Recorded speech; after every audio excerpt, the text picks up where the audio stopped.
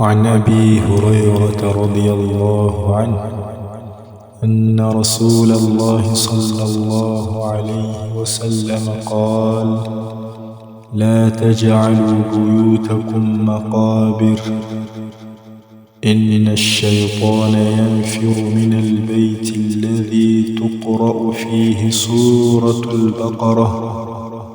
رواه مسلم. On the authority of Abu Hurairah, may Allah be pleased with him, the Messenger of Allah, peace be upon him, said, do not turn your houses into graveyards. Indeed, Shaitan flees from a house in which Surah al-Baqarah is recited. Reported by Muslim. The Prophet ﷺ forbid us from making our homes like graveyards, lifeless, empty of salat and Qur'an.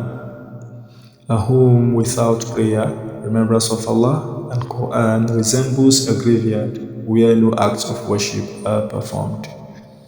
He also told us that Shaitan runs away from the house where Surah al-Baqarah is recited. Benefits and lessons from the Hadith. 1. Homes must be places of worship. Just as the masjid is for congregational prayer, the home is also for voluntary prayers, Qur'an recitation, and remembrance of Allah. The Prophet said, Sallallahu Alaihi Wasallam, pray some of your prayers in your houses and do not make them like graves.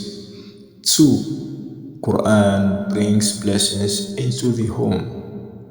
Recitation of the Qur'an brings blessings, peace, and light into the home.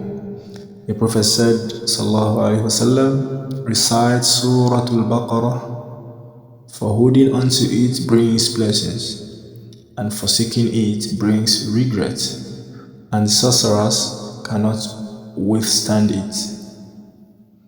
This means consistent recitation of Surah al-Baqarah protects the home from evil and brings immense blessings. 3. Protection from Shaitan. Shaitan flees from the home where Surah al-Baqarah is recited.